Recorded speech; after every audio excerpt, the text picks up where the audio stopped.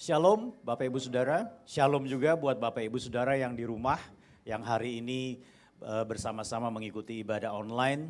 Dan saya percaya kita siap untuk diberkati Tuhan. Nah saudara, dalam bulan ini kita masuk dalam sebuah tema yang luar biasa, saya mau katakan berjalan dalam kemenangan. Ya.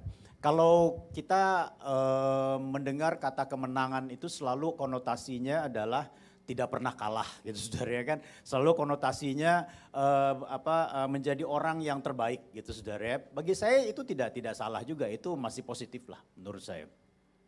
Tetapi yang perlu kita pahami dengan baik, berjalan dalam kemenangan di dalam Kristus itu menurut saya memiliki versi yang berbeda dalam pengertiannya. Kenapa saudara? Karena begini, karena kemenangan yang Tuhan kehendaki itu bukan hanya sekedar sampai dari terpuruk jadi sukses, sampai dari sakit jadi sembuh, bahkan dari yang tidak punya apa-apa dan bukan siapa-siapa jadi memiliki segala sesuatu dan menjadi siapa. Bukan hanya itu. Tetapi kemenangan yang Tuhan kehendaki di sini adalah kemenangan yang utuh sesuai dengan apa yang Tuhan kehendaki. Mari kita akan lihat bersama-sama saudara. Saya akan mengambil kebenaran firman Tuhan pada pagi hari dalam Mazmur pasal 33 ayat 12 sampai dengan ayat 15. Kita akan lihat bersama-sama saudara yang kasih dalam Tuhan. Mazmur pasal yang ke-33 ayat 12 sampai dengan ayat yang ke-15 ya saudara. Kalau kita bisa melihat bersama-sama di sini dikatakan begini, berbahagialah bangsa yang Allahnya ialah Tuhan, suku bangsa yang dipilihnya menjadi miliknya sendiri. Saudara kalau kita perhatikan baik-baik di sini, berbahagialah bangsa yang Allahnya ialah Tuhan. Artinya apa? Bukan di sini menjadikan sebuah hal yang eksklusif, tidak. Tetapi berbicara tentang bangsa yang mengakui Tuhan di dalam Kristus Yesus dalam masa kita ini saudara. Dan suku bangsa yang dipilihnya menjadi miliknya sendiri. Artinya apa? Kita diselamatkan karena Tuhan memilih kita. Yang setuju katakan amin. Nah dikatakan lagi, Tuhan memandang dari surga, ia melihat semua anak manusia. Tidak ada yang terkecuali, tidak ada yang tersembunyi. Bahkan di dalam perjanjian baru dikatakan rambut sehelai pun jatuh Tuhan tahu. Ya, siapa di sini yang pernah menghitung rambutnya? Ya, nggak ada saudara ya kan. Apalagi Pak Andre Kutin dan Pak Lexi, dia nggak akan pernah ngitung rambutnya saudara. Kita perhatikan baik-baik ya, dari tempat kediamannya ia menilik semua penduduk bumi. Dikatakan demikian, Tuhan melihat dari tempat kediamannya. Dia yang amin. Berarti Tuhan ada dalam setiap waktu kehidupan kita. Hal ini penting sekali karena apa? Karena kalau kita menyadari maka hidup kita ini enggak semaunya saudara. Karena apa? Ada Tuhan yang mengamati. Dan yang kedua adalah hidup kita ini tidak gampang diterpa dengan berbagai ketakutan yang menghimpit kehidupan kita. Karena apa? Ada Tuhan yang menyertai kita. Nah ini penting sekali. Ya, mari kita lihat saudara yang kasih dalam Tuhan. Kalau kita melihat di dalam Mazmur 33 ini saudara. Kita melihat beberapa bagian saudara ya, pagi tadi saya berusaha merenungkan sudah beberapa hari ayat ini dalam hati saya. Ya, dari ayat 1 sampai 3 ajakan untuk memuji Tuhan. Kemudian kalau saudara perhatikan dalam ayat 4 sampai dengan 9, nanti di rumah saja saudara, saya tidak tuliskan di slide ini ya. 4 sampai 9 itu sebab artinya apa saudara? Kenapa kita memuji Tuhan? Karena kita tahu firman-Nya penuh dengan kuasa. Dikatakan demikian. Makanya memuji Tuhan itu harus punya alasan saudara ya kan. Bukan hanya menaikkan pujian karena tertulis. Enggak. Tapi karena kita punya alasan. Karena ketika kita memuji menyembah Tuhan, maka pujian penyembahan itu berkenan di hadapan Tuhan. Dan Tuhan ada bersama dengan kita. Dari sini dikatakan dalam ayat 10 sampai dengan 11, rencana manusia versus rencana Tuhan. Disitu dikatakan ya, kalau saudara pelajari nanti di rumah. Nah, kita akan melihat bersama-sama tadi dikatakan apa saudara di dalam ayat yang ke-15 bahwa Tuhan itu membentuk hati manusia. Ya. Melalui apa saudara? Melalui segala apa yang kita hadapi dalam hidup ini. Ya, makanya begini saudara. Saya merenungkan ada dua jenis kemenangan yang Tuhan ingin supaya kita alami bersama. Saudara mau mengalami kemenangan, amin? Tapi maksudnya kemenangan yang sifatnya utuh. Bukan kemenangan hanya sekedar tadi saya katakan saudara ya. Nah tapi kemenangan itu sifatnya utuh gitu saudara. Nah yang pertama adalah menang terhadap diri sendiri saudara ya. Dua area kemenangan kita yaitu menang terhadap diri sendiri. Dari mana ayat firman Tuhannya kalau kita bisa melihat dalam Mazmur 15 Mazmur 33 15 sampai dengan 17 dikatakan begini saudara. Dia yang membentuk hati mereka sekalian, yang memperhatikan segala pekerjaan mereka. Artinya apa? Melalui setiap pergumulan, melalui setiap tantangan, melalui setiap ancaman, Tuhan sedang membentuk hati kita. Saya ulangi, melalui setiap pergumulan, ancaman, tantangan, godaan, Tuhan sedang membentuk hati kita. Katakan amin. Dulu orang berkata begini, jangan suka nyanyi lagu, ujilah aku Tuhan.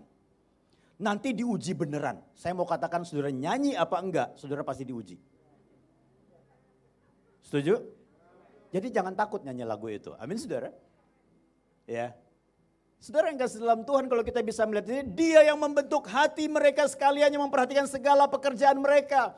Berarti di sini kita bisa melihat bahwa kemenangan yang utuh itu dimulai dari apa saudara? Bukan hanya kemenangan keluar dari masalah, tetapi menang terhadap diri sendiri. Artinya apa? Tuhan berhasil merubah, membentuk, membuat hatimu lebih baik ketika engkau keluar dari pergumulan. Aminnya 2 orang. Keluar dari masa pandemi selama 2 tahun. Walaupun kita tetap melaksanakan prokes ketat. Hidup kita jauh lebih baik. Amin saudara.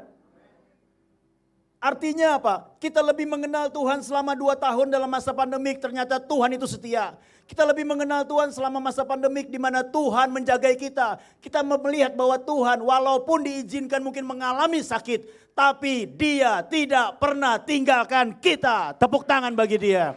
Sehingga apa? Keluar dari masa pandemik, hati kita terbentuk, kita percaya sekarang Tuhan tidak pernah berubah. Itu orang yang menang.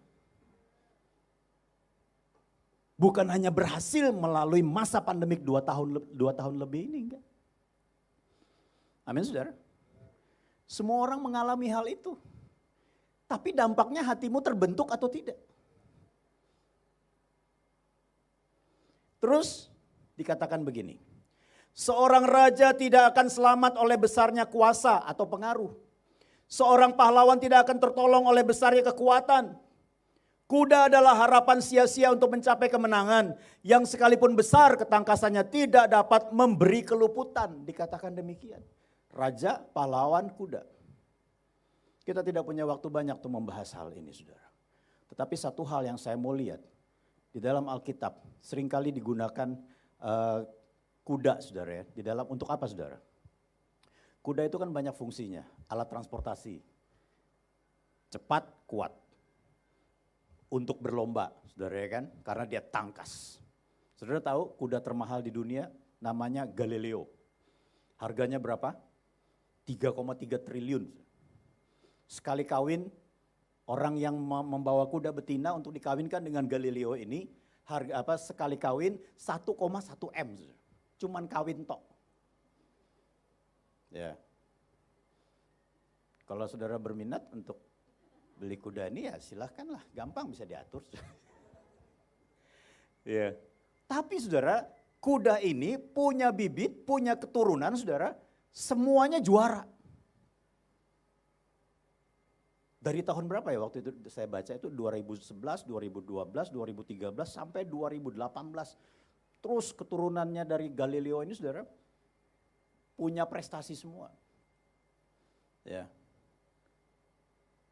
Ketangkasan, kekuatan, kecepatan.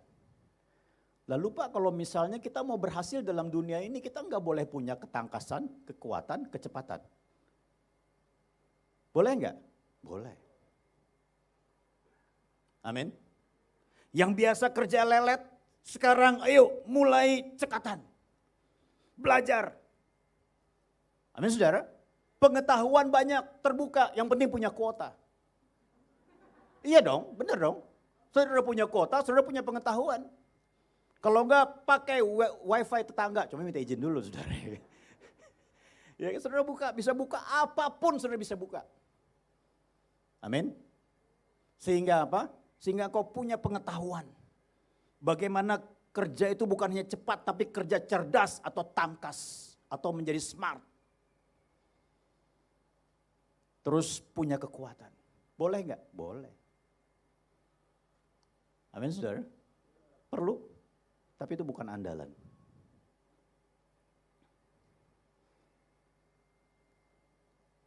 Yang kita andalkan adalah apa, saudara? Tuhan. Yang tadi saya katakan apa? Dari tempat kediamannya, dia melihat apa yang kita pikirkan, siapa kita, dan apa yang kita lakukan. Dia mengendalikan segala sesuatu. Makanya saya mau katakan kemenangan yang sesungguhnya selalu terkait dengan kehidupan moral. Bahkan karakter yang berubah. Bukan hanya bicara miskin jadi kaya, sakit jadi sembuh. Bukan hanya itu, terpuruk jadi sukses. Bukan hanya itu. Kalau kekristenan hanya seperti itu kekristenan transaksional. Apakah kita nggak boleh minta kesembuhan dari Tuhan? Boleh. Apa kita tidak boleh minta keberhasilan dari Tuhan? Boleh, diberi kekuatan untuk berhasil. Apa kita tidak boleh minta supaya kita diberkati? Boleh. Tapi kemenangan yang Tuhan kehendaki selalu terkait dengan kehidupan moral dan kehidupan karakter yang semakin berubah. Itu kemenangan yang sesungguhnya. Amin. Saudara sepakat dengan firman Tuhan? Karena apa? Tuhanlah yang membentuk hati manusia.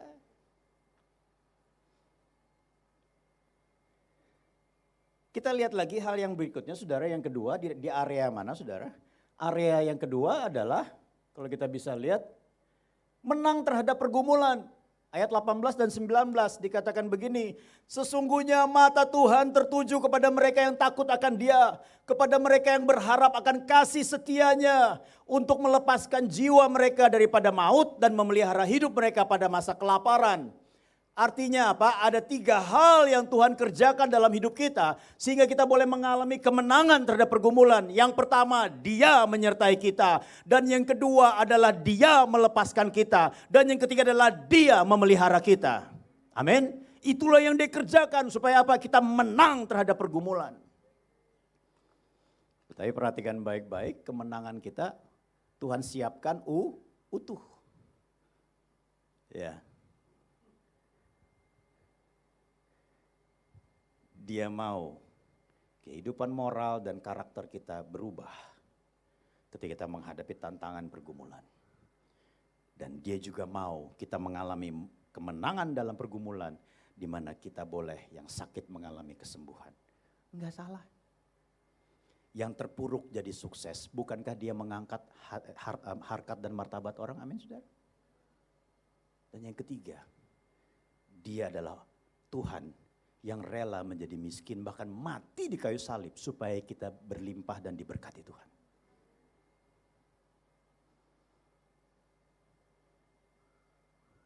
Saudara, kalau kita memahami akan hal ini, maka kekristenan kita menjadi kekristenan yang kuat. Banyak orang diberkati, tetapi secara moral dan karakter berantakan, saudara.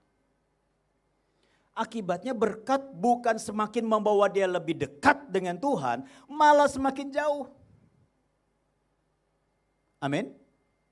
Ada orang yang diberkati dengan kekuatan dan menghadapi tantangan dalam pergumulan, dia menang dan keluar sebagai pemenang, tapi dia tidak terbentuk hatinya, akibatnya jadi sombong. Dia anggap bahwa ini kemampuan diri saya. Nah, saudara yang kasih dalam Tuhan, kalau kita memahami akan hal ini, maka kita tahu persis bahwa Tuhan menghendaki kita mengalami kemenangan yang sejati. Yaitu apa? Menghadapi pergumulan tantangan, berjalan dalam kemenangan, yaitu hidup semakin berubah. Bukan hanya karena usia. Ya, seringkali saya lihat orang kalau sudah usianya udah mulai 40, 50, tadinya umur 30 dugem tiap hari, saudara. Umur 40 dugemnya seminggu sekali. Di sini nggak ada, di rumah juga nggak ada, saudara. Ini contoh di Uganda, saudara. Umur 50 dugemnya sebulan sekali, saudara. Biasanya sudah umur 50 ke atas, umur 60 marahnya mulai berkurang. Karena apa? Ingat umur. Yang kedua, ingat tensi darah, saudara. Takutnya meledak gitu, saudara. Itu bukan perubahan, saudara. perubahan yang dipaksakan karena ketakutan, bukan itu. Makanya ketika kita diperhadapkan Tuhan berbagai pergumulan, mari kita belajar untuk berpaut kepada Tuhan. Sehingga apa? Sehingga Tuhan punya kesempatan untuk membentuk hati kita. Hati manusia ini kan susah dibentuk. Ya. Amin. Saya ngerti lah saudara, walaupun manggut-manggut, bermasker nggak kelihatan, tapi ekspresinya tegas. Benar Pak. Iya kan, susah dibentuk. Hati manusia ini susah dibentuk. Suami istri aja walaupun sudah menikah 50 tahun, mungkin belum semua isi hati suami, isi hati istri diketahui oleh pasangannya. Iya kan? Yang mana yang ada dompet di kaos kaki, nggak ketahuan. Iya kan? Yang mana yang ada chattingan segala macam nggak ketahuan. Waktu itu saudara ya, mengenai prokes ya, ada postingan begini. Bapak-bapak jaga, ikuti prokes, protokol kesehatan secara ketat. Artinya apa? Hidup bersih dengan budaya yang baru, yaitu apa saudara? Cuci tangan, terus juga apa? Jauhi kerumunan, pakai masker, vaksin 2 kali. Kalau bapak-bapak tidak taat, bisa dibayangkan selama 14 hari HP bapak-bapak akan dipegang sama istrinya. Saya pikir maksudnya hubungannya apa gitu saudara ya kan. Oh ternyata begitu, itu di luar sana saudara ya kan. Tapi di dalam sini tidak ada. HP bebas, apalagi baterainya lowbat saudara ya kan. Taruh dimanapun gak ada masalah, karena gak bisa dibuka. Nah baik, mari kita lihat lagi saudara. Mari kita bagaimana caranya kita boleh mengalami kemenangan. Ada 2 hal yang bisa kita pelajari. Mari kita lihat bersama-sama ya. Alami kemenangan. Yang pertama adalah takut akan Tuhan. Ya, di dalam ayat yang ke-18 dikatakan begini, sesungguhnya mata Tuhan tertuju kepada mereka yang takut akan Dia, kepada mereka yang berharap akan kasih setianya. Artinya apa? Kalau engkau mau mengalami kemenangan, kemenangan yang sejati dan utuh, bukan hanya bicara masalah kemenangan yang terlihat saja selama kita berurusan di muka bumi ini, tapi kemenangan kita berbicara tentang kehidupan moral dan karakter yang makin diubahkan. Pertama, takut akan Tuhan. Sesungguhnya mata Tuhan tertuju kepada mereka yang takut akan Dia, kepada mereka yang berharap akan kasih setianya. Mata Tuhan tertuju kepada orang yang takut akan Tuhan. Saudara yang kasih dalam Tuhan, orang yang takut akan Tuhan tuh tandanya apa? Ya kan? Disiplin ibadah, puji Tuhan. Datang dengan kusyuk dalam ibadah, puji Tuhan. Baca Alkitab tiap hari, puji Tuhan. Berdoa tiap hari, puji Tuhan. Tapi orang yang takut akan Tuhan itu adalah ditandai dengan yang pertama adalah dalam segala keputusan dan pilihan selalu melibatkan Tuhan. Ketika dia mau mengambil keputusan dan memilih sesuatu, dia bertanya kepada Tuhan, Tuhan, apa yang Engkau kehendaki melalui peristiwa ini, melalui keputusan dan pilihan yang aku ambil. Saya ingat sekali saudara yang kasih dalam Tuhan, waktu di dalam 2 Samuel 5, ya, ayat 17 dan selanjutnya saudara, Daud ketika diurapi oleh Tuhan, bangsa Filistin mengetahui bahwa Daud naik menjadi raja dan diurapi oleh Tuhan. Lalu mereka menyusun kekuatan dan strategi untuk apa? Mengalahkan Daud dan pasukannya. Kemudian juga melakukan penjajahan. Apa yang dilakukan oleh Daud saudara? Aku sudah diurapi Tuhan. Ada tentara yang luar biasa di belakangku. Ada pahlawan-pahlawan yang luar biasa yang sabit dengan aku. Aku akan hadapi orang Filistin. Begitu saudara? Tidak. Dia hidup dengan 400 orang yang terkenal bikin masalah dan terjebak dalam masalah. Tapi Daud menjadi pemimpinnya dan berhasil merubah kehidupan mereka. Bisa menjadi andalan buat Daud? Bisa. Tapi pada saat dia mendengar orang Filistin mau menyerang Israel pada saat itu, Daud pergi ke kubu pertahanan. Menghitung senjata? Enggak. Menghitung pasukan? Enggak. Tapi dia berdoa kepada Tuhan. Tuhan, haruskah aku melakukan penyerangan? Pernahkah saudara berpikir ketika engkau terjepit dengan permasalahan, yang kau dahulukan adalah bertanya kepada Tuhan. Ini orang yang takut akan Tuhan. Ketika dia bertanya seperti Tuhan katakan, maju berperang karena aku menyertai engkau. Daud maju berperang dan benar apa yang terjadi? Daud mengalami kemenangan. Rupanya orang Filistin gak kapok. Saudara. Ketika mereka mundur, mereka atur strategi kembali, lalu mereka melakukan strategi yang berbeda dan lebih banyak pasukan yang dikerahkan. Daud mendengar orang Filistin akan menyerang kembali. Dia pergi ke kubu pertahanan. Dia berdoa, haruskah aku melakukan penyerangan terhadap mereka? Tuhan katakan, enggak. Buatlah gerakan pengepungan. Jadi wilayah pertempuran yang tadinya dipakai untuk bertempur dengan dua bangsa ini, saudara. Tuhan katakan kamu jangan berhadapan dengan orang Filistin, tapi kamu melakukan pengepungan. Dan ketika nanti ada suara dari pohon kertau, artinya mungkin angin bertiup kencang sehingga pohon-pohon itu saling bergesek dan suaranya terdengar, saudara. Maka kamu langsung masuk dan melakukan penyerangan. Rupanya ketika mereka melakukan pengepungan dengan senyap, saudara. Bangsa Filistin masuk di dalam wilayah pertempuran. Dan mereka menantikan suara pohon kertau. Dan pada saat pohon kertau sudah mulai berbunyi karena angin yang kencang, mereka menyerang bangsa Filistin dan mereka mengalami kemenangan. Berperang dengan bangsa yang sama. Daud tahu dari sejak remaja orang Filistin cara perangnya bagaimana. Bahkan Daud pernah mengalahkan siapa saudara? Goliat, pahlawan orang Filistin. Tapi Daud tetap melibatkan Tuhan di dalam menghadapi bangsa Filistin. Ini orang yang takut akan Tuhan. Ada rasa hormat dan penghargaan kepada Tuhan. Ketika kita memiliki rasa hormat dan penghargaan kepada Tuhan, dimanapun kita berada, pasti saya percaya kita akan jaga pikir, ucap, laku kita. Karena apa? Tuhan ada di mana-mana. Ini orang yang takut akan Tuhan. Dan yang berikutnya, orang yang pujian dan penyembahannya berfokus kepada Tuhan, bukan berfokus kepada yang lain.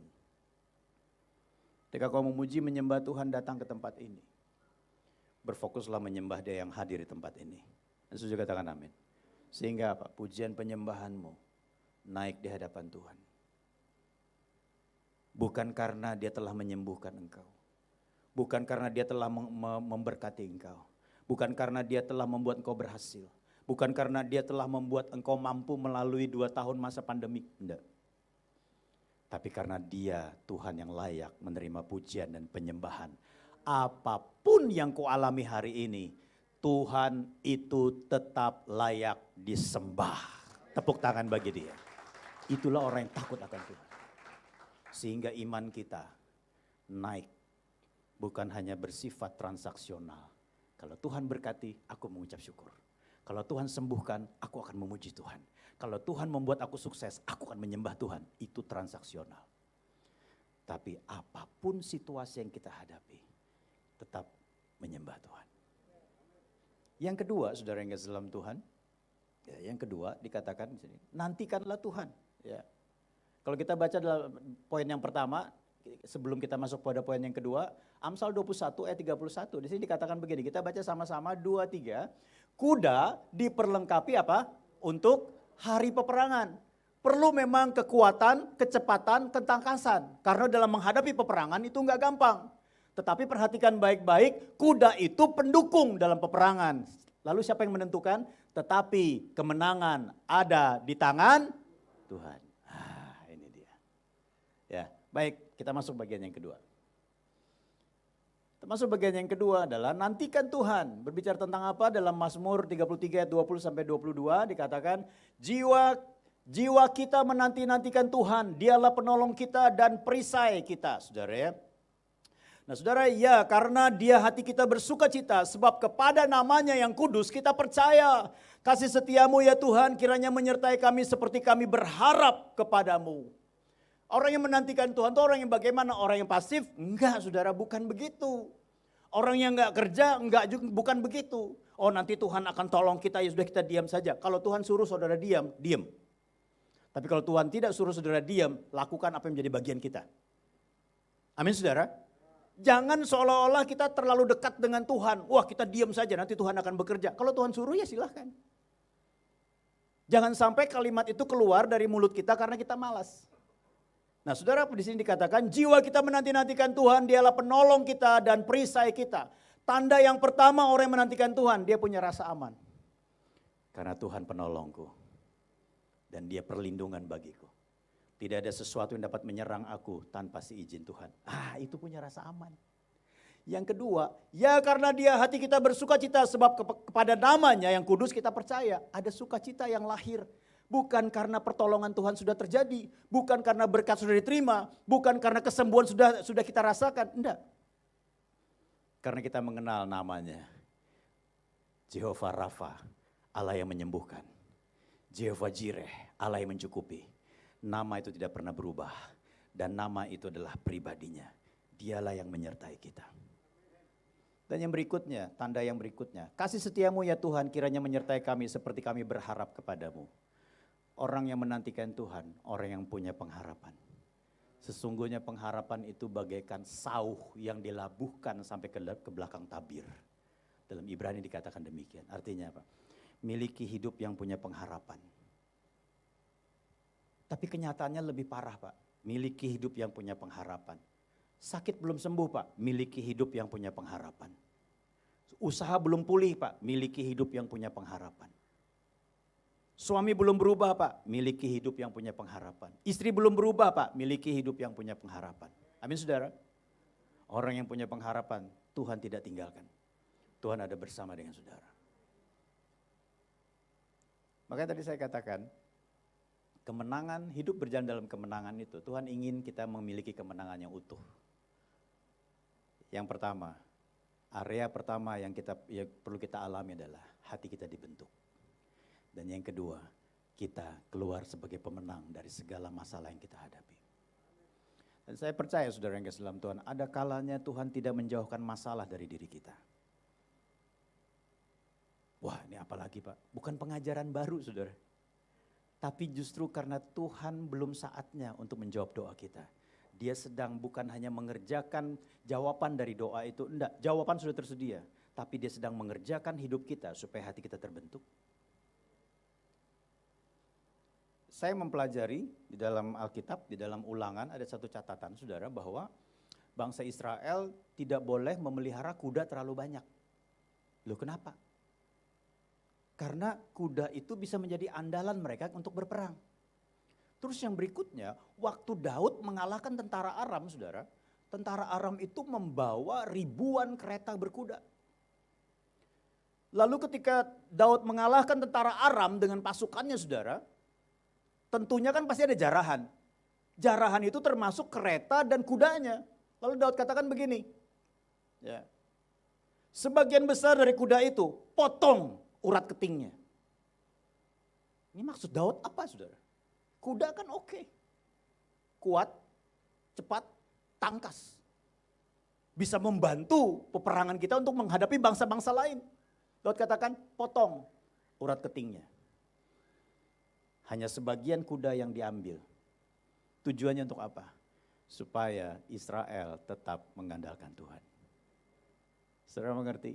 Ada kalanya apa yang kita andalkan justru itu yang Tuhan buang. Mau tak ulangin sekali lagi ya.